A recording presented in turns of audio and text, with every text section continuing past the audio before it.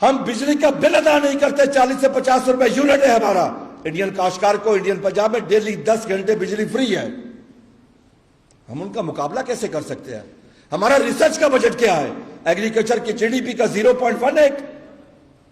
اگر برازیل نے چند سالوں میں ترقی کی ہے تو ایک ہی وجہ ہے اس کی کہ اس کا ریسرچ کا بجٹ ایگریکلچر کی جی ڈی پی کا 1.75، ہم سے کئی سو گنا زیادہ ہے ان کا۔ کیا حکومتی ترجیحات میں زراعت ہے؟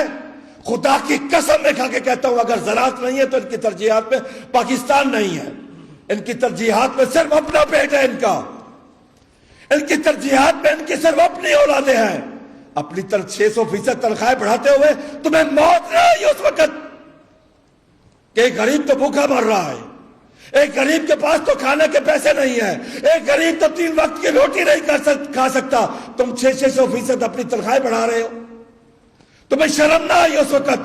تم ڈوب کے نہ مرے اس وقت جب 600%؟ پھر آ کے ٹی وی پہ بتاتے ہیں میں نے نہیں بڑھائی اپنی تنخواہ، میں نے نہیں بڑھائی اپنی تنخواہ، اور لوگوں نے بڑھائی ہے۔ یہ کوئی طریقہ ہے؟ کیا ہم ایک مہذب معاشرے میں رہتے ہیں؟ کیا قائد اعظم نے پاکستان اسی لیے بنایا تھا؟ کیا اس کا نام اسی لیے رکھا تھا اسلامی جمہوریہ پاکستان؟ کیا اس میں سب کے حقوق برابر نہیں ہیں؟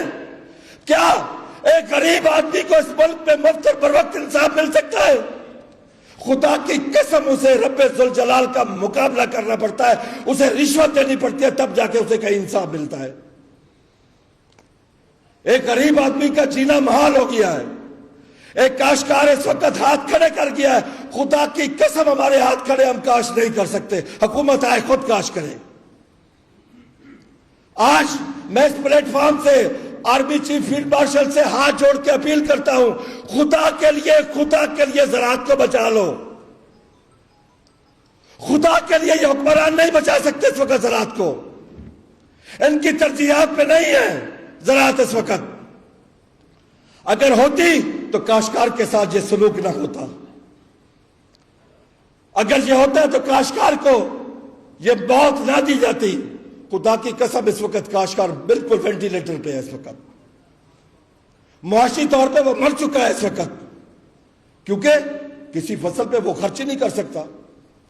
اگر آپ کی کپاس نہیں ہوگی، آپ مکئی کی فصل لے لیں، کیا اس کا ریٹ ملا؟ کاشتکار کو پچھلے سال کا مونجی کا ریٹ ملا؟ کسی فصل کا ریٹ نہیں ملا۔ پہلے یہ ہوتا تھا کہ اگر 4-5 سالوں میں کسی ایک فصل کا ریٹ نہیں ملا تو باقی فصلیں اس کو کور کر جاتی تھی، لیکن آج کسی فصل کا ریٹ نہیں ہے۔ پھر حکومت ہمارے زخموں کے اوپر نمک چھڑکتی ہے، وزیر آتے ہیں آگے کہتے ہیں ہم نے آٹا سستا کر دیا، روٹی سستی کر دی۔ بھائی اپنا کردار تو بتاؤ کہ کیسے آپ نے سستا کیا؟ کیا ہماری پیداواری لاگت کو کم کیا؟ کیا اس سال آپ کی 3 ملین ٹن گندم کم نہیں ہوئی؟ 3 ملین ٹن گندم کم ہوئی اس سال، صرف پچھلے سال کے غلط فیصلے کی وجہ سے۔ اور اگلے سال میں آج نوٹ کروا کے جا رہا ہوں 10 ملین ٹن کم از کم ہوگی یہ گندم۔ میرے منہ میں خاک، رزق میرا اللہ دیتا ہے، کسان وسیلہ ہے، کسان نیب خدا ہے، اللہ کا دیا اور رزق اس زمین کا سینہ چیر کے اللہ کی مخلوق تک پہنچاتا ہے۔ لیکن آج اس نیب خدا کے ساتھ اس ملک میں جو سلوک ہو رہا ہے، ایک سوتیلی ماں جیسا سلوک ہو رہا ہے اس کے ساتھ کہ اس کو اس کی پیداواری لاگت ہی نہ ملے۔ آج وجہ کیا ہے کہ اس وقت آپ کے پاس نائٹروجن کھادوں کا استعمال، یعنی کہ یوریا وغیرہ کا، امونیم نائٹریٹ کا استعمال 20% کم ہو گیا ہے۔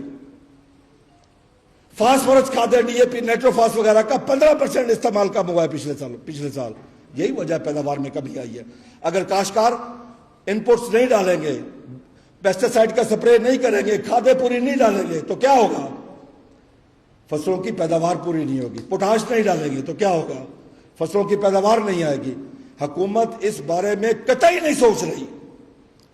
آ کے اعلان کرنا ہم ٹریکٹر دے رہے ہیں جی، ہم فلاں چیز دے رہے ہیں، ہمیں نہیں چاہیے آپ کا یہ پیکج، ہمیں ہماری فصل کا صرف ریٹ چاہیے، اصل ریٹ چاہیے، حق چاہیے اپنا، جائز ریٹ چاہیے۔ ہم ناجائز ریٹ کی بھی نہیں بات کر رہے ہیں۔ حکومت آئے میڈیا کو بتائے کہ کاشتکار کی کاسٹ آف پروڈکشن کیا ہے۔ ہائی کورٹ میں جا کے خود بتا رہے ہیں، خود جو ہائی کورٹ کا فیصلہ آیا ہے کہ کاشتکار کو کاسٹ آف پروڈکشن 3550 روپے ہے کاشتکار کی، یہاں کے کیوں نہیں بتاتے؟ اگر کاشتکار کی 3550 روپے ہے تو کاشتکار کو 1900-2000 دے کے ظلم کیوں کیا گیا؟ کاشتکار کے ساتھ یہ زیادتی کون کی گئی؟ یہ ازالہ کون کرے گا کاشتکار کا؟ اب کاشتکار کے پاس آگے پیسے نہیں ہیں، کاشتکار نے درخت بھی بیچ ڈالے، جانور بھی بیچ دیے، بچیوں کا زیور بھی بیچ دیا، اب کیا بیچے وہ کاشتکار؟ اب کاشتکار کے پاس رہ کیا گیا؟ خدا کی قسم میں کھا کے کہتا ہوں کاشتکار نے اپنی بچیوں کی شادیاں منسوخ کی۔ آج کاشتکار اس حالت میں ہے کہ وہ اپنے بچوں کا نہ علاج کروا سکتا ہے نہ تعلیم جاری رکھ سکتا ہے، اس حکومت کی غلط پالیسیوں کی وجہ سے، اس حکومت کے جو غلط رویے ہیں کاشتکاروں کے ساتھ، یعنی کاشتکار کو تو پاکستانی اور انسان تک تسلیم نہیں کیا جاتا۔ ایک سلمہ بٹ صاحب آتی ہے، وہ کہتی ہے کاشتکاروں کی پنجاب میں تعداد ہی کیا ہے؟ 1500-2000۔ محترمہ یہ 1500-2000 ہی جو تم صبح دوپہر شام کھاتی ہو، شرم تم کو آتی نہیں؟ کھاتی کس کا اگایا؟ اسی کاشتکار کا اگایا ہوا کھاتی ہے، اسی کا گلا دبا رہی ہو۔ آ کے جو تم چاول کی قسمیں بتا رہی ہو، تمہیں پھر بھی شرم نہ آئی، تمہیں پھر بھی احساس نہ ہوا کہ تم کیا باتیں کر رہی ہو، کیونکہ تمہیں پتہ ہی نہیں زراعت کیا ہے، تمہارے خاندان میں کسی نے زراعت نہیں کی۔ یہی بدقسمتی ہے ہماری کہ جس ظلم کو چنگیز خان نے ظلم کہا تھا، چنگیز خان کے ہسٹوریکل ورڈ ہے، اس نے کہا تھا میں نے اپنی پوری لائف میں ایک دفعہ بھی ظلم نہیں کیا۔ سننے والے حیران ششدر رہ گئے کہ جس نے خون کے دریا بہا دیے وہ کہتا میں نے ظلم نہیں کیا۔ اس نے تشریح کی کہ میں نے پوری لائف میں کسی لائق کے اوپر نالائق نہیں بٹھایا۔ اور ہماری بدقسمتی کہ سلمہ بٹ جیسی ہماری فوڈ منسٹر ہیں، جن کو زراعت کا پتہ ہی نہیں۔ کیا اس پارلیمنٹ میں پنجاب میں کوئی ذمہ دار ایم پی نہیں ہے؟ کوئی ایسا نہیں ہے جو کاشتکاری کرتا ہو، جو کاشتکاری کو جانتا ہو؟